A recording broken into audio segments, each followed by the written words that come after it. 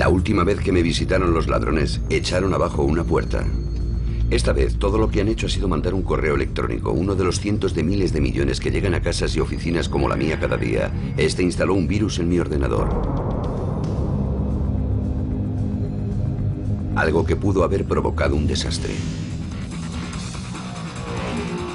A varios kilómetros de distancia, un ex policía había aceptado hacer una demostración de una elemental y bastante ilegal técnica de pirateo informático.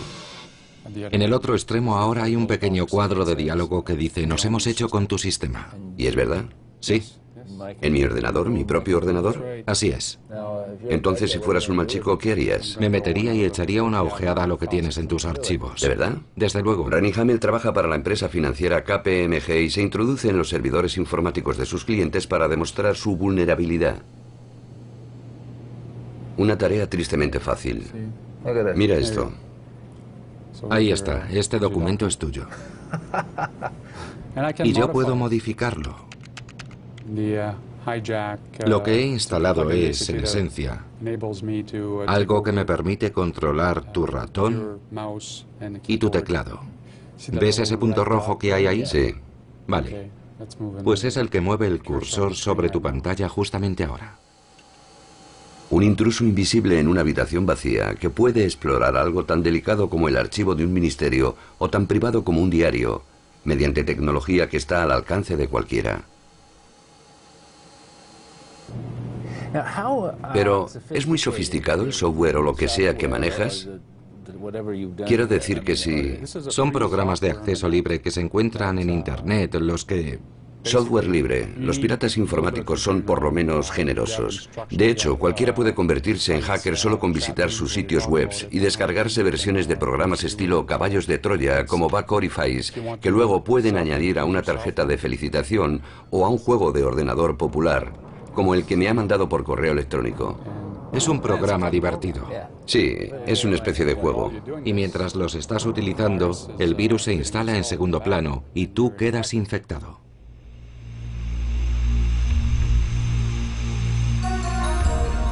El pirateo informático puede parecer y puede sonar como una simple travesura, pero para Daniel Silberg, la intrusión de un pirata informático puede tener el impacto psicológico de una agresión física. Yo estaba haciendo un trabajo para la universidad, una especie de tesina sobre las mujeres en Internet, así que me serví una copa de vino y me senté ante el ordenador y estaba haciendo simplemente una pequeña investigación, navegando por la red por algunos sitios para obtener información. En esa navegación estaban incluidos algunos sitios porno, los más controvertidos, así como populares destinos de Internet. Mientras él miraba las páginas no se dio cuenta de que estaba siendo observado por un vigilante del espacio cibernético, quien decidió expresar su desaprobación. Sobre la pantalla empezaron a escribirse por sí solas unas palabras. Decían: veo lo que estás haciendo. Yo pensé que simplemente se trataba de un anuncio inteligente, o que accidentalmente me había descargado un programa, o incluso algo que se había descargado solo. La verdad es que no caí en la cuenta de lo que estaba pasando hasta que vi que mi contraseña de Windows aparecía en el cuadro de diálogo. En ese momento empecé a asustarme y lo único que quería era salir de allí. Estaba siendo víctima de ese programa ilegal que se llama Backorifice, unas pocas líneas de código de programa creadas por un grupo formado, entre otros, por dos piratas informáticos de mucho prestigio. Y de hecho tienes más control sobre la máquina que la persona que está situada frente al teclado, porque tienes más capacidad de maniobra, más poder con las herramientas que te proporciona Backorifice que con el escritorio de Windows 98. Tal poder que el ordenador de Daniel Silberg le habla. Este es un mensaje auténtico que ha quedado en su sistema. Buenos días, soy un pirata informático amistoso y vivo en Australia. No te cagues por la pata abajo por lo que puedo poner en tu ordenador o por oír archivos de sonido como este. No tienes por qué preocuparte, no voy a hacer nada malo. Pero mejor sé un buen chico o una buena chica y no te dediques a mirar fotos obscenas, porque si lo haces yo sabré que lo estás haciendo y también podré verlo. Y me haré con tu ordenador otra vez. Que tengas un buen día, adiós. En ese momento tenía un antivirus. Tenía el antivirus Norton instalado, pero él lo inutilizó. Y fue lo bastante amable como para decirme: he inutilizado el antivirus Norton. Vas a tener que conseguir otra versión y actualizarla. En cierto sentido, me estaba echando una bronca por no tener los programas actualizados. No suelo ser muy diligente en eso de mantener actualizados los cortafuegos y los programas de seguridad. Y la gente se siente muy tranquila y segura cuando está conectada a la red. A mí aquello me dejó absolutamente estupefacto. Mire, Internet se creó con la idea de que todos íbamos a ser buenos chicos. Y todos los parámetros, los protocolos, dan por sentado que en principio nadie va a mentir, ni a engañar, ni a robar. Una abogada llamada Mary Frank creó este sitio web después de que alguien robara su identidad. Un delito que ahora afecta a más de 500.000 de norteamericanos cada año. Recibí una llamada de un banco del que jamás había oído hablar. Me dijeron, ¿es usted Mary Frank? Yo contesté que sí. Y la mujer que estaba al otro lado del teléfono dijo, llamo del Banco de Nueva York en Delaware y queremos saber por qué usted no ha pagado los 7.000 euros que debe. Y yo le dije, se habrá equivocado de nombre y de número de teléfono, no sé quién es usted. Y la mujer añadió, ¿es tal su número de la Seguridad Social y tal su fecha de nacimiento? Y entonces empecé a preocuparme y dije, ¿qué intenta usted averiguar? Y dijo ella, bueno, estoy mirando su historial de crédito, su solvencia financiera. La ladrona fue detenida y enviada a la cárcel, pero esto no fue el fin de los problemas de Mary. Supe que consiguieron 35.000 euros usurpando mi nombre. También se compraron un Mustang rojo descapotable. Y además habían conseguido tarjetas de crédito con las que compraban de todo. Y a mí me demandó la empresa de automóviles. Es difícil imaginar que alguien pudiera prever lo fácil que iba a ser acceder a un ordenador o cómo una vez dentro iba a ser posible alcanzar, tocar virtualmente cualquier cosa que hubiera en el mundo. Por supuesto, la otra cara de la moneda es que cualquier persona de cualquier parte del mundo puede meterse en tu vida a través de un ordenador que tiene decenas de miles de puntos de acceso abiertos, que es una máquina conectada a cientos de millones de otras máquinas, o como cuando dejamos el ordenador en funcionamiento, como cada vez estamos más inclinados a hacer, estamos incrementando nuestra exposición a un fisgoneo de dimensiones mundiales. En la aldea global, la intimidad personal se ha convertido en la intimidad propia de una aldea medieval, en la que todo el mundo tiene la posibilidad de saber todo sobre todo el mundo. No es sorprendente que los expertos en seguridad informática estén teniendo una gran demanda actualmente. Kirk Bailey trabaja para Frank Russell, una empresa que gestiona activos financieros de sus clientes por valor de 63.000 millones de dólares. En su vida personal, él huye de Internet como de una plaga. Ni me conecto ni tengo conexión a Internet en casa. He escogido no tener Internet. Si alguna vez necesitó pruebas de su vulnerabilidad personal, las tuvo cuando retó a algunos compañeros expertos en seguridad a crear un dossier sobre él. Partiendo de las fuentes de información disponibles en Internet, fueron capaces de reunir los elementos de su identidad. ¿Qué tipo de cosas encontraron sobre usted? Había una gran cantidad de información importante almacenada en la red, y para decirlo rápidamente, el documento más delicado era una copia certificada de mi partida de nacimiento. Se trata de un documento que puede ser usado para suplantar mi identidad. Una copia completa de los datos informáticos de mi registro universitario con el sello de la propia universidad. Consiguieron de la red una completa lista de documentos sobre asuntos jurídicos en los que aparezco, tanto de la disolución de mi matrimonio como sobre un negocio que acabó en un fracaso y sobre el que había todo tipo de información. Creo que el ciudadano medio se quedaría asombrado si se diera cuenta de que su intimidad está protegida apenas por una capa de barniz. Cruce de caminos global. Es lo que ocurre cuando la más robusta red mundial se encuentra con el contenido más rico para conseguir que su negocio se expanda a todo el planeta. Las maquinarias de los medios de comunicación de masas y todos los vendedores de marketing han creado en el gran público la impresión de que es necesario estar en esto para tener éxito. Esa es la manera de llegar a ser rico. Todo tu futuro está basado en esto. Hay una preocupación casi angustiosa derivada de no estar allí y, por el contrario, un canto a los placeres que proporciona el estar allí. No hay garantías de que la tecnología sea segura. Y eso es así. El establecer los vínculos entre la seguridad y el delito cibernético ha sido el trabajo al que se han dedicado a tiempo completo especialistas como Richard Power, del Instituto de Seguridad Informática de San Francisco.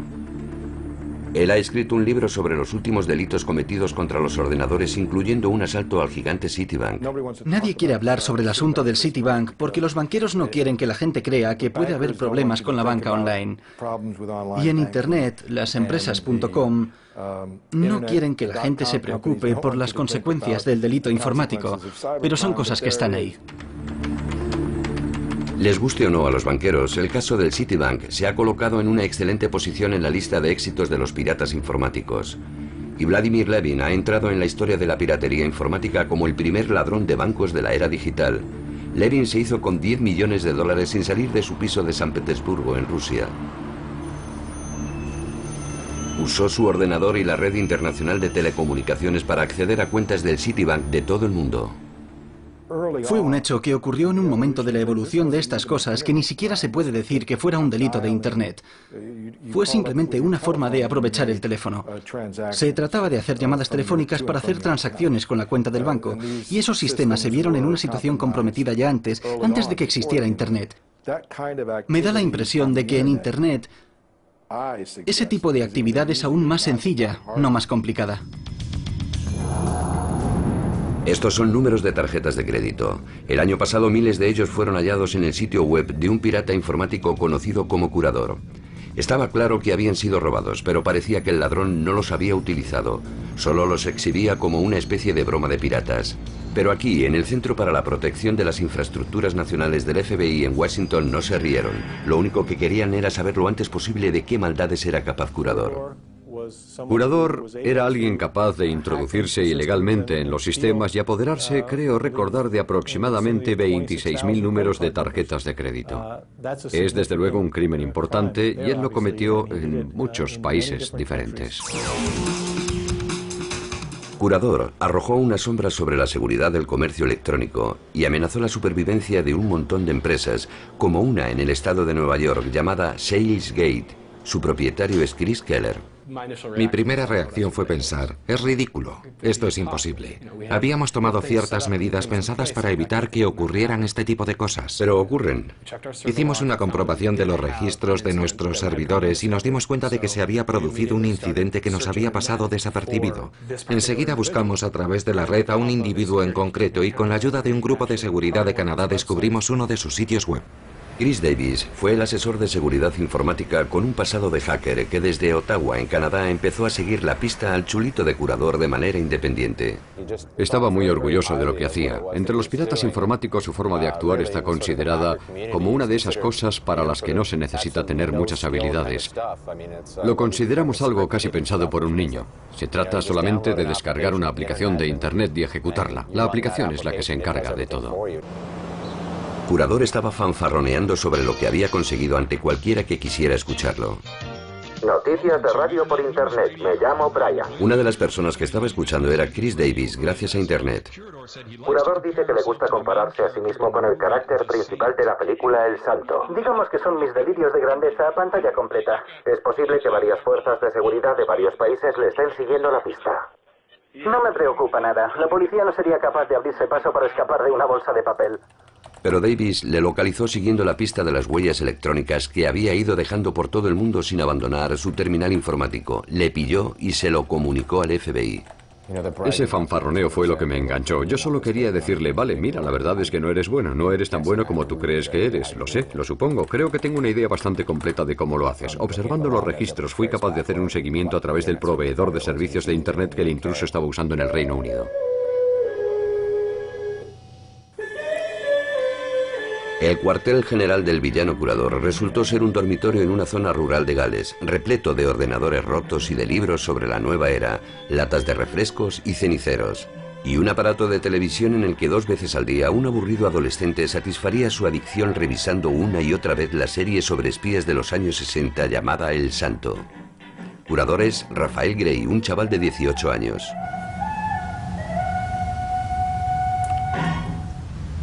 Recibió un montón de visitas más, incluso después de que Chris Davis dejara al descubierto su cobertura. ¿Es la primera vez que viene aquí? Sí, es fascinante esto de conducir por el lado contrario de la carretera. Sí, estoy fascinado. Aquí estamos, en Clanderwen. Clanderwen, sí. Clanderwen. Sí, es interesante. A Davis, el antiguo hacker, le hacía ilusión conocerle. ¿Es esta tu habitación? Sí. Es tremendamente amable si se tiene en cuenta que hace solo unas pocas semanas, cuando abrió la puerta, se encontró rodeado por un escuadrón de agentes de la policía y un agente del FBI. Digamos que había como unas 10 personas en esta habitación, estaba repleta. Entonces había incluso menos suelo libre del que hay ahora. Así que esto estaba abarrotado. 4 iban vestidos de paisano y había un tipo que llevaba una especie de abrigo gris. Tenía un aspecto desaliñado, iba sin afeitar. La verdad es que parecía afectado por el jet lag. Supongo que era del FBI, ¿no? Sí, más tarde me enteré. Al principio no lo reconoció. Aseguró que era un agente de policía de Gales con un acento muy marcado. Cargaron con Curador hasta la cercana localidad de Tenby y le acusaron de haber cometido delitos informáticos. Su caso está actualmente en los tribunales. Rafael se ve a sí mismo como el típico hacker bueno. No se ve como un sinvergüenza, sino más bien como una molestia. Desde luego, creo que soy simplemente una persona que se mete en todo.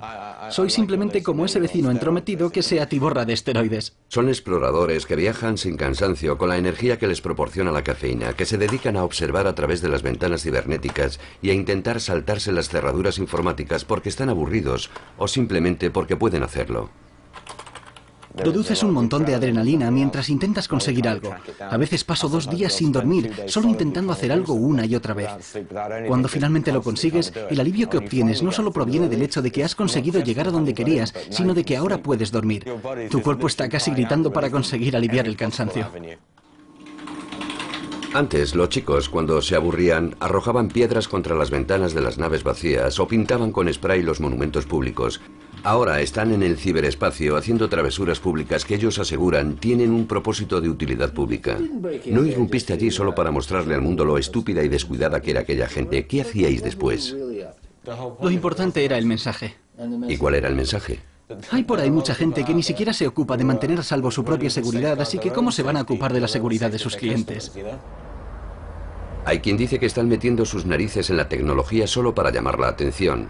Y están consiguiendo llamar la atención de algunas de las personas más influyentes de Washington que no están dispuestas a entrar en el juego del valor social de las bromas. Me parece que dar las gracias a los piratas informáticos que violan la intimidad de las redes o de los usuarios de las redes por mostrarnos nuestros puntos débiles equivaldría a enviar notas de agradecimiento a los ladrones por enseñarnos la vulnerabilidad de nuestras alarmas. Creo que esto sería de tontos. ¿Cómo es de grande realmente el problema del que estamos hablando? Me refiero a la vulnerabilidad a través de Internet. Es grande, es profunda, es amplia, tiene muchas facetas diferentes. Y ahora es algo que ha desarrollado una estructura propia, repleta de convencionalismos entre personas que son precisamente anticonvencionales. Ahí está la nueva contracultura, retando el poder de gigantes de la industria como Microsoft, con un lenguaje tan penetrable a los no iniciados como su sentido del humor. Otra cosa que te permite hacer, y la verdad es que me parece simplemente una obviedad, es que cuando Windows arranca, envía un mensaje que dice ¿alguien quiere usar este juego? ¿Estáis todos de acuerdo? Pues una de las demás cosas que mi programa hace es decir no.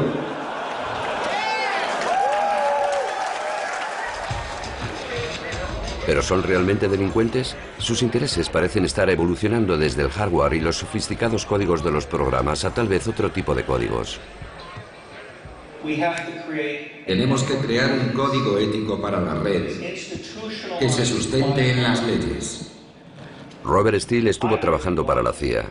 Actualmente es un especialista en seguridad y los hackers le pidieron que les diera una charla sobre un código ético.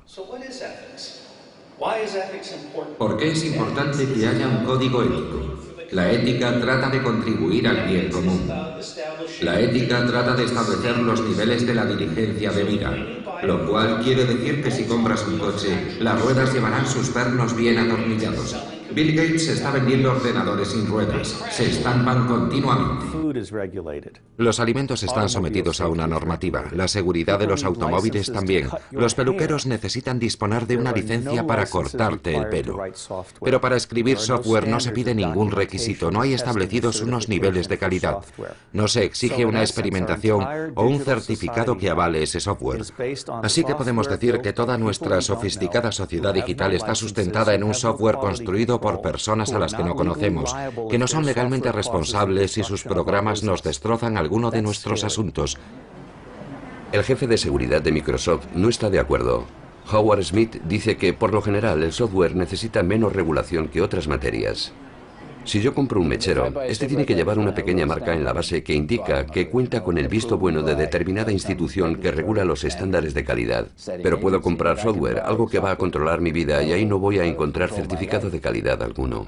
Así es. Y los programas informáticos se utilizan para cosas diferentes. Si estoy en casa y el software que tengo instalado se limita a juegos, el nivel de seguridad ha de ser muy diferente del que vamos a necesitar para gestionar una empresa u ocuparnos de asuntos económicos. Esos son los estándares que estamos buscando.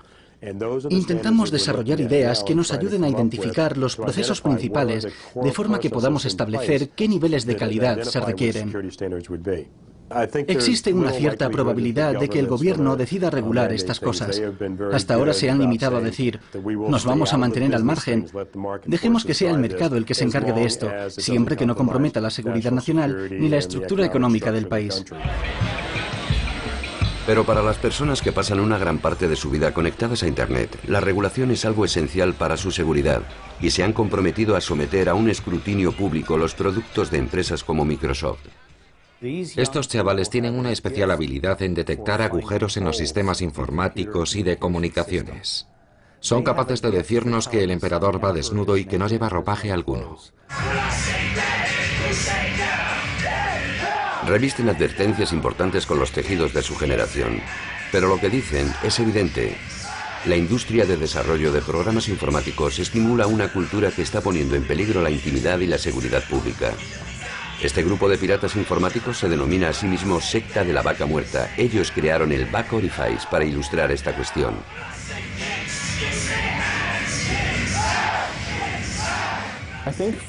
Lo que nos llevó a desarrollar Back-Orifice fue que Microsoft tenía el sistema operativo más popular, pues está instalado en el 90% de los ordenadores de todo el mundo, o al menos de los ordenadores personales, y sus usuarios estaban siendo animados, casi urgidos a coger sus ordenadores y a enchufarlos a Internet. Lamentablemente, al hacerlo, estas personas quedan completamente expuestas a ataques de varios tipos. Pensamos que la mejor forma de ser útiles a la comunidad sería demostrar lo fácil que era desarrollar una herramienta que se aprovechara de eso y mostrar pruebas palpables de esa habilidad. Si tú llamas tiempo perdido a lo que ocurre cuando se estropea tu ordenador, espérate a ver lo que ocurre en el futuro. Si nosotros no conseguimos hacerlo bien y toda tu casa se queda bloqueada una semana y no puedes hablar, no puedes comunicarte, no puedes hacer nada. A la larga todo estará informatizado. Por ejemplo, tu frigorífico le dirá a tu reloj que necesitas leche y cuando estés en el coche y pases junto a una tienda en la que se venda leche, la tienda informará de ello a tu reloj, el cual hablará y te dirá, ¿por qué no coges algo de leche? Ahí la venden y en casa queda poca. Y todo esto será parte de una conversación mundial que tiene lugar en ese mundo digital. Y esta es otra de las razones por las que me preocupa mucho, que consigamos estar seguros de que estamos haciendo las cosas bien en lo que se refiere a seguridad. Incluso Microsoft está de acuerdo, al menos en una cosa. El problema estriba en la obsesión pública por la comodidad, que hace que la seguridad sea más difícil. Steven Lipner es un experimentado analista de seguridad de la empresa. En un trabajo que tuve anteriormente en otra compañía, desarrollé lo que el gobierno norteamericano llama un sistema A1. Un sistema que era tan seguro que solo el Ministerio de Defensa de los Estados Unidos sabía cómo manejarlo, ¿vale? E invertimos años y millones de dólares en ello. Y luego, al finalizar el proceso de desarrollo, tomé la decisión de cancelarlo, porque nadie quería comprarlo, ¿vale? ¿Cuál es la moraleja de esta historia? La moraleja de esta historia es que la facilidad de uso y la flexibilidad van en detrimento de la seguridad, y los usuarios no quieren sistemas que sean tan seguros que ellos no puedan usarlos.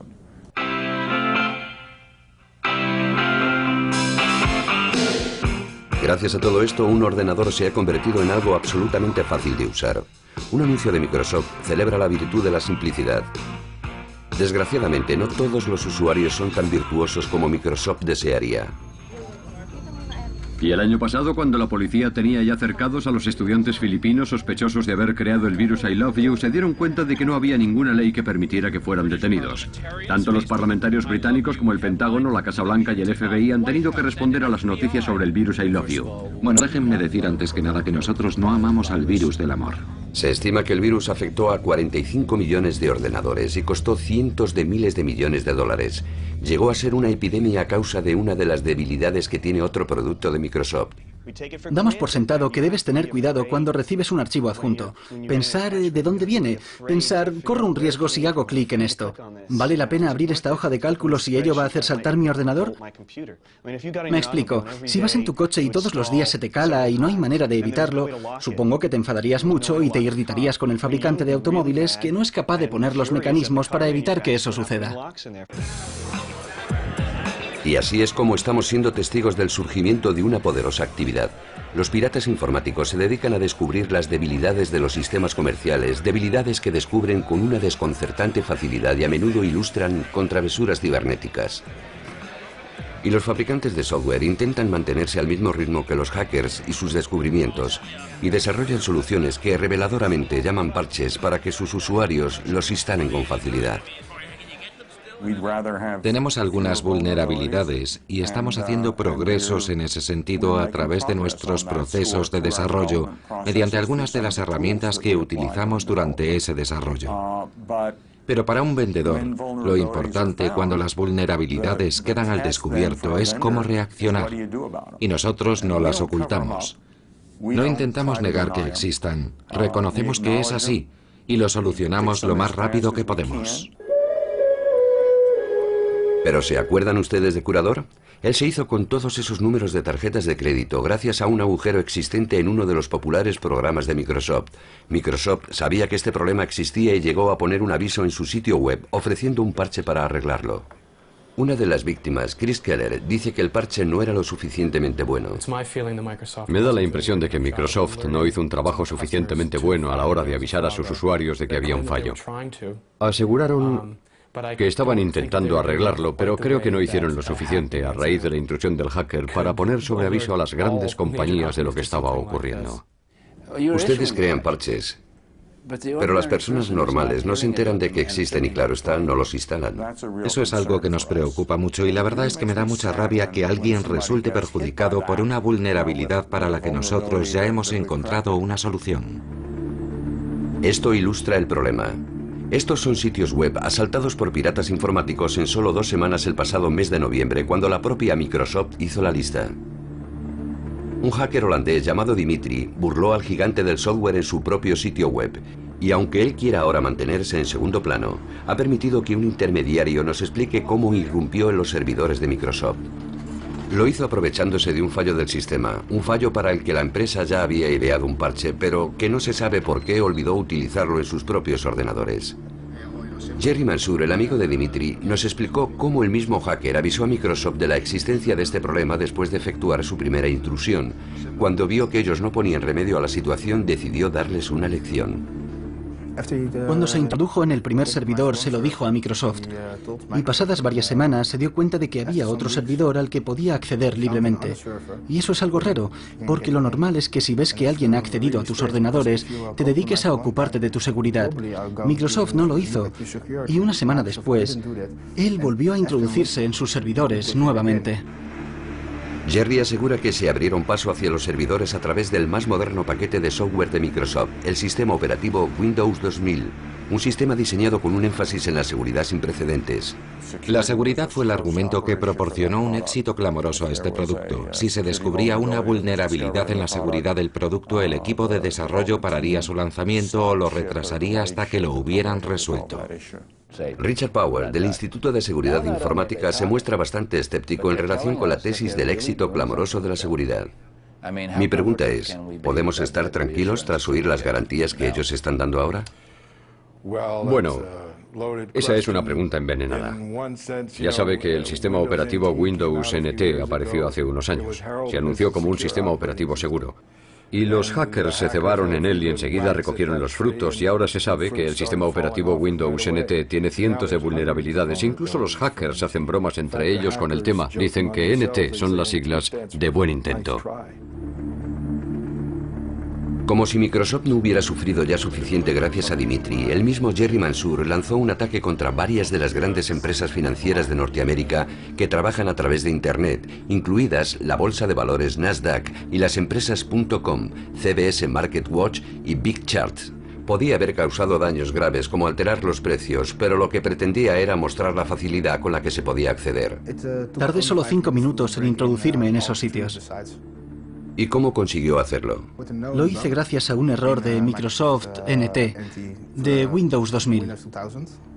Escribió a las empresas que habían sido sus objetivos hablándoles de los daños que les podía acarrear el agujero que había en sus sistemas. Dediqué 20 minutos a enviar correos a todas las empresas explicándoles lo que había hecho y cómo ellos podían evitar que volviera a ocurrir.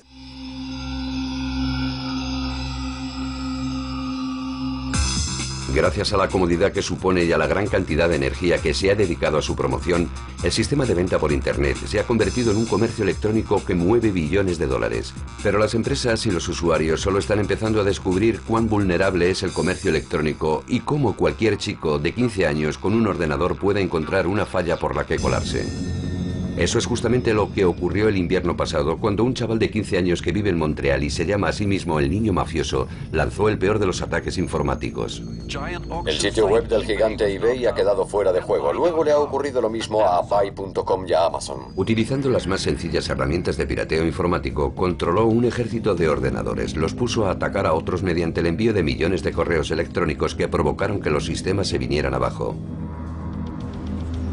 El niño mafioso fue atrapado por la policía montada del Canadá y el FBI acusado de vandalismo informático. Pero ¿cómo se puede evitar que la verdadera mafia haga lo mismo en su propio beneficio? Es imposible, según el agente Michael Bates del FBI.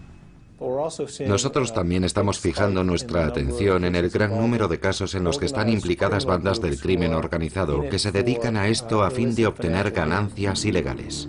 Y el problema podría ser aún peor de lo que incluso el FBI cree.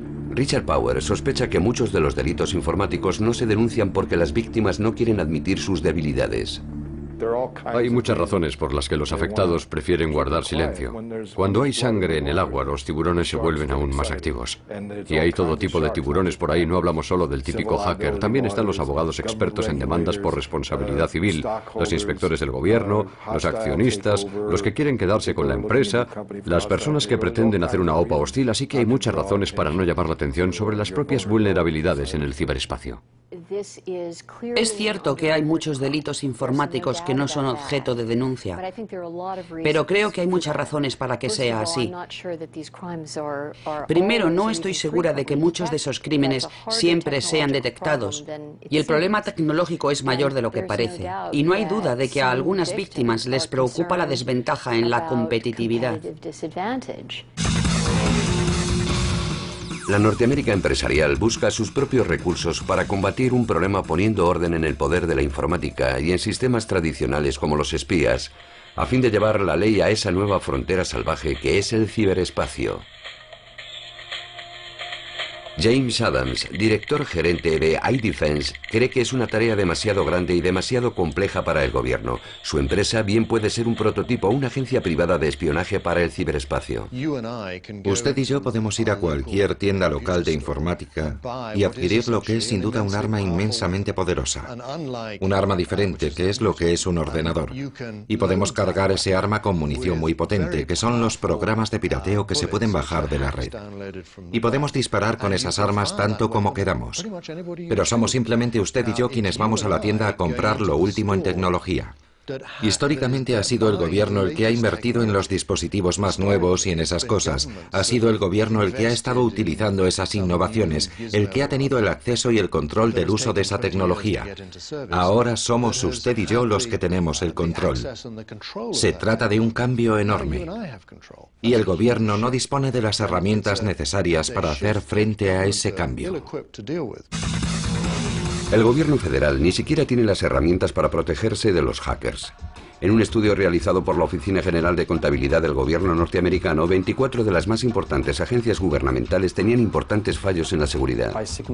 Cuando decimos importantes, nos estamos refiriendo a que a través de esos fallos, alguien podría entrar, alterar, crear, destruir, ya sabe, podría modificar información guardada e incluso los mismos sistemas. Imagine que ha firmado un documento oficial. Usted es un funcionario de agencia. Penetro en el sistema, me hago con su firma electrónica, la modifico y la dejo en el mismo lugar. Ahora ya puedo operar como si fuera usted mismo. Puedo crear un memorándum como si procediera de manos del funcionario, cuando no es así. Su trabajo consiste en introducirse en los ordenadores y resulta que es aterradoramente sencillo. Siempre que lo hemos intentado hemos tenido éxito.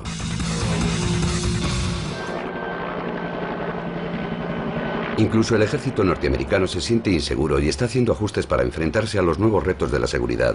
¿Recuerdan el ataque contra el comercio electrónico que efectuó el niño mafioso?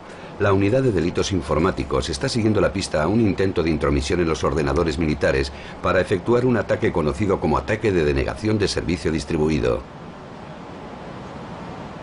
El agente especial James Smith explica cómo un hacker no identificado planeaba lanzar su ataque masivo por medio de unos fácilmente disponibles programas conocidos como caballos de Troya. Para el hacker es muy fácil instalarlo. El trabajo consiste en tareas que se hacen de manera automática. Él puede hacer un escaneo para detectar vulnerabilidades con el fin de encontrar ordenadores en los que pueda instalar su troyano. Y mediante una clave puede hacer que todos esos ordenadores que él ha infectado lancen el ataque. El ejército es un objetivo muy popular entre los hackers. Algunos lo hacen solo para vivir emociones fuertes, pero otros tienen intenciones más siniestras. Nosotros hemos tenido unos 2 incidentes graves que, si hubieran alcanzado sus objetivos, podrían haber paralizado absolutamente a todo el ejército. El mayor de mis temores es que el nivel de vulnerabilidad es aún tan alto que seguimos estando expuestos a un ataque destructor a gran escala contra las redes de ordenadores que mantienen en marcha sistemas vitales.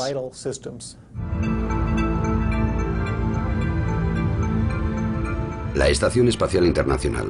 Se calcula que cuando esté terminada habrá costado unos 100.000 millones de dólares. Un laboratorio con un alucinante conjunto de sistemas electrónicos, todos ellos controlados por 52 ordenadores.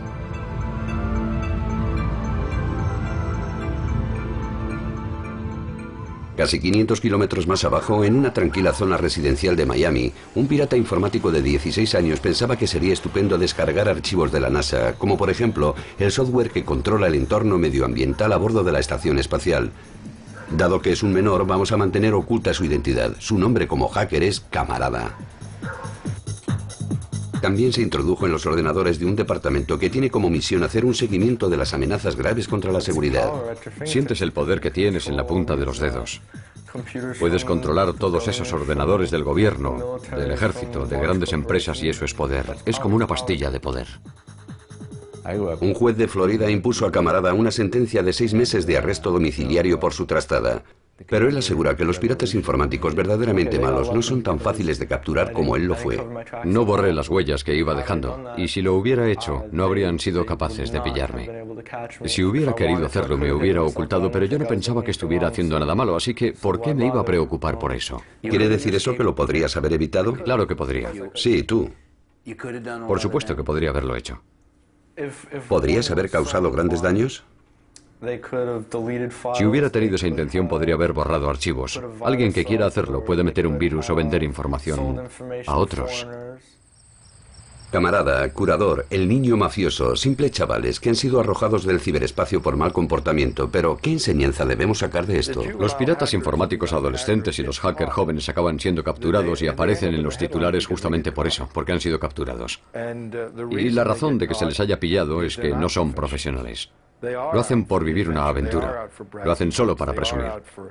Se dedican a eso como una forma de explorar nuevas cosas. Los profesionales, los ex agentes de la CIA o del KGB, o ya saben, los que proceden del espionaje alemán o del espionaje israelí, no van a ser capturados.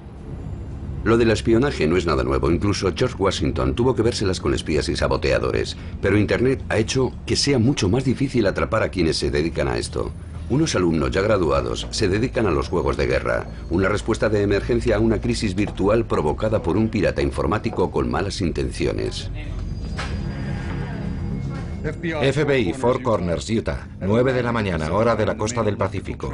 Los principales transformadores eléctricos de las 4 plantas generadoras han sufrido fallos catastróficos. El índice Nikkei ha experimentado una fuerte caída a la apertura de las transacciones en la mañana del día 26, provocando... En esta situación imaginaria, unos terroristas informáticos han lanzado un ataque internacional entre cuyos objetivos están ciertas instalaciones norteamericanas como las centrales generadoras de energía eléctrica. Muchos de los que participan tienen altos cargos en la administración o en las Fuerzas Armadas. El líder del grupo es Jim Christie, un especialista en información militar del Departamento de Defensa. Por ahora solo se trata de un juego, pero los motivos son reales. Montamos esta situación con generales, almirantes y directores gerentes de las grandes empresas. Todo el mundo tiene una visión del mundo desde su propia perspectiva, así que tuvimos un montón de puntos de vista diferentes. Los militares querían que hubiera acción, querían contraatacar, pero no sabían cómo hacerlo. Y los altos cargos del gobierno también querían hacer algo, pero no estaban seguros de qué hacer o de quién tenía que hacerlo. Y a su vez, los chicos del sector privado decían una y otra vez, son nuestras infraestructuras, no queremos que el gobierno tenga nada que ver. Es mi infraestructura la que está siendo atacada. No queremos que el gobierno federal se meta en esto. Nosotros nos encargaremos de este asunto, nosotros lo manejaremos. Es cosa nuestra. FBI, Leesburg, Virginia. Los ordenadores principales del control del tráfico aéreo que se ocupan de la zona atlántica central han estado caídos durante unas 2 horas. Las consecuencias de un ataque serio contra la web son, en este caso, tan solo proyecciones, pero basadas en cálculos reales efectuados por los militares utilizando servicios verdaderos que son vitales para Estados Unidos. Como el Pentágono demostró en un ejercicio que montó no hace mucho tiempo, es posible y fácil, la verdad, asaltar informáticamente las redes de suministro eléctrico de las 12 ciudades más grandes de los Estados Unidos, así como el sistema de emergencia del teléfono 911 y cargárselos con un simple clic. El director del FBI ha informado al presidente de que las centralitas de Manhattan y la cámara de compensación han sido inutilizadas por bombas de impulsos eléctricos. Creo que todas y cada una de estas situaciones se pueden producir en la realidad. Una nueva generación de norteamericanos se prepara para representar los papeles principales en un nuevo tipo de conflicto en el que el enemigo es tan solo un fantasma, tal vez un adolescente huraño, tal vez un terrorista. Porque tal vez nunca puedas demostrar quién es. Están los vándalos, está el crimen organizado, está el espionaje económico. Están los 30 países que tienen unos muy agresivos programas de guerra informática ofensiva. India es un nuevo jugador en este partido. Y China. Ellos mismos han reconocido que no pueden equipararse a los Estados Unidos de la manera convencional. Nunca serán capaces de superar a los Estados Unidos en transportes blindados, tanques, misiles, cañones y cosas así, pero ellos pueden hacerlo bien en lo que se refiere a la guerra basada en la tecnología informática porque saben lo vulnerables que son los Estados Unidos y lo que ellos pueden hacer utilizando los mecanismos más adecuados. Y esto posiblemente haría que el terrorismo, como los ataques suicidas contra el USS Cole del pasado mes de octubre en Yemen, fuesen menos arriesgados para los terroristas mismos. Los países y las organizaciones terroristas tradicionales aún no han adoptado de verdad estas teorías. Dado que su liderazgo no se ha alimentado de esta nueva tecnología, ellos seguirán haciendo explotar cosas con C4. Cuando la nueva generación de líderes de las organizaciones terroristas y de ciertos países estén en disposición de poder actuar sobre cosas tangibles, creo que nos daremos cuenta de que es posible que nos vaya a ocurrir a nosotros. Jim Christie cree que es inevitable. Lo es. Quiero decir que el anonimato es una ventaja en este proceso. No tienes que sacrificarte como hicieron en Yemen. No tienes que sacrificar la vida de 2 personas. Puedes hacerlo a distancia y tal vez hacer lo mismo, hacer que tenga los mismos efectos. Y ahora esto se hace más real. A las 18 horas, un asesor de seguridad nacional comunicó a la CIA y al FBI que el presidente quería que aumentaran su grado de cooperación para responder a la creciente crisis nacional e internacional. Han sido detectados esfuerzos por penetrar en los sistemas informáticos y de control de las infraestructuras de Japón. Es el tipo de acto terrorista del que se alimentan las pesadillas de los expertos en seguridad. En 1995 aún era pronto para vincular un acto terrorista, como los ataques con gas sarín en el metro de Tokio efectuados por los miembros de una secta, a la guerra basada en la tecnología informática. Pero ahora esta conexión es evidente. Pusieron mucho interés en intentar introducirse en las empresas japonesas y en otras instituciones de todo el mundo para hacerse con tecnología. Querían tecnología láser, por ejemplo, porque querían construir sus propias armas láser. Y de hecho lo consiguieron.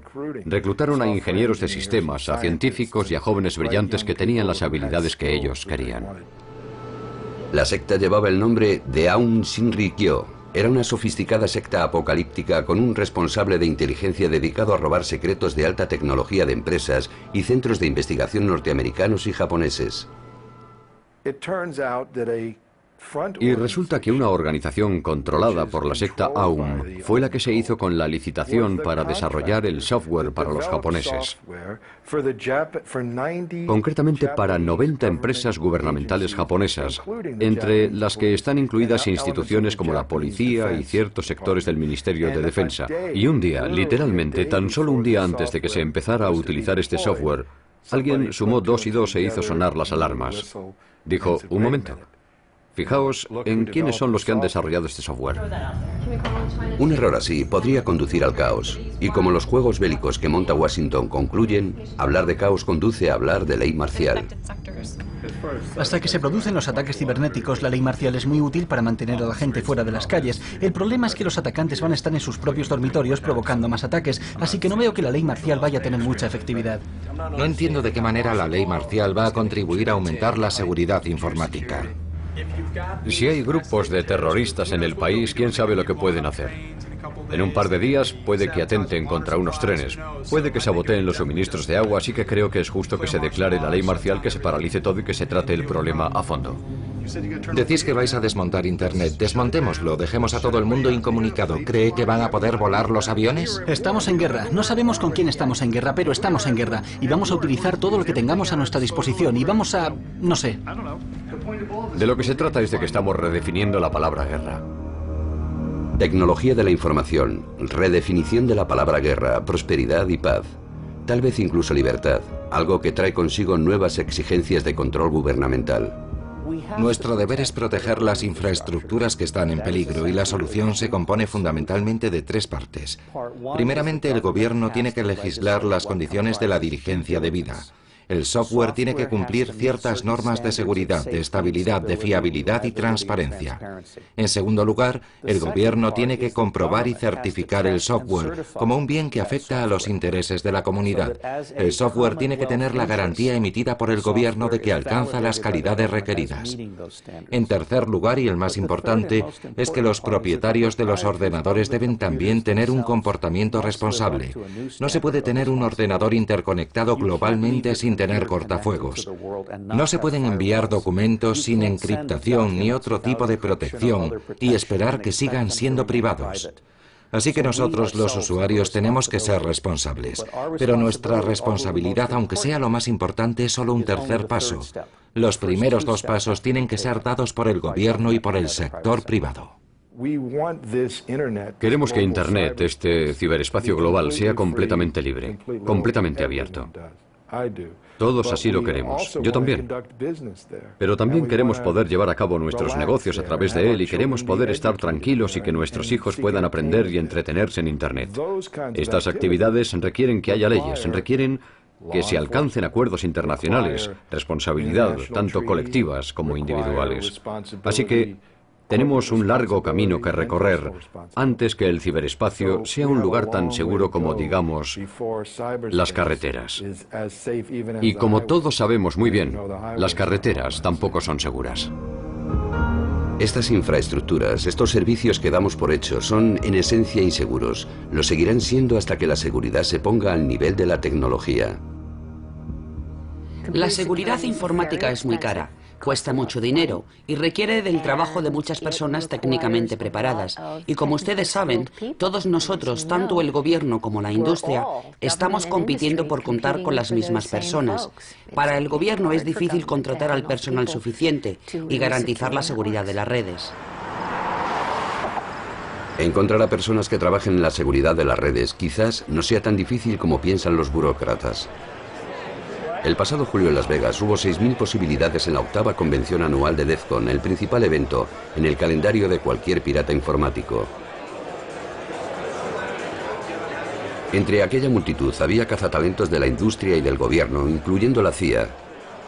Es un lugar en el que se puede crear relaciones con otras personas, probar nuevas tecnologías y tantearse unos a otros. El año pasado, un grupo de Seattle llamado Piratas Informáticos del Gueto ganó la competición principal en Las Vegas. La estrella de este colectivo se llama a sí mismo César. Hay que tener cierto tipo de mentalidad para ser innovador todos los días. Para eso hace falta poseer una mentalidad contracultural. Por eso ahora se ven tantos comunicados de prensa de la industria de la seguridad que hablan de la política de las empresas con respecto a los piratas informáticos. Dicen cosas como, contratamos a piratas informáticos o nosotros no contratamos a piratas informáticos. Lo cierto es que todos lo hacen. Hace falta un poco de agua. También habrá que preparar café. El acontecimiento social más destacado de cada una de estas convenciones es una especie de extraña fiesta que organizan César y su gente. Solo se puede asistir con invitación. Unas 100 o quizá 200 personas acuden a nuestra fiesta. Son personas especiales porque son agentes del gobierno que tienen interés en averiguar lo que sabemos. También hay piratas informáticos de élite de todas partes del mundo que tienen interés en averiguar lo que el gobierno sabe. Nosotros proporcionamos un foro para que ellos se relacionen en privado y sin que eso afecte a su reputación, sin que ni el público ni ninguna otra cosa les molesten, y contribuimos a que ellos den soluciones creativas a algunos problemas realmente complicados. Como solo puede estar presente la élite, nos echaron rápidamente. Pero la verdad es que no nos perdimos ninguna juerga. Allí se trató solo de matemáticas avanzadas y códigos informáticos para volver loco a cualquiera, y así fue toda la noche. Incluso cuando César nos volvió a dejar entrar y nos explicó lo que habían hecho, seguimos sin entender nada, aunque él nos asegurara que en aquellos jeroglíficos se escondían predicciones para el futuro. Predicciones de nuevos problemas y, con suerte, de soluciones. Supongo que es más bien un pronosticador de huracanes que la verdadera causa de los huracanes. Una idea que hay que tener presente es que estas son cosas que surgirán por sí mismas. Nosotros lo único que intentamos es dar al público una pequeña advertencia por adelantado. Intentar mostrar a la gente cómo deberían ser las cosas. La piratería informática está en plena madurez. Está claro que el gobierno y la industria entienden que los piratas informáticos y sus opiniones son una fuerza a considerar. Por eso en los próximos 5 o 10 años presiento que los piratas informáticos van a tener una influencia beneficiosa sobre la seguridad y la estabilidad del ciberespacio. La seguridad y la estabilidad del ciberespacio dependerán en última instancia de las personas que más saben sobre los peligros y tal vez sobre todo de las personas que han ayudado a definir esos peligros en primer lugar.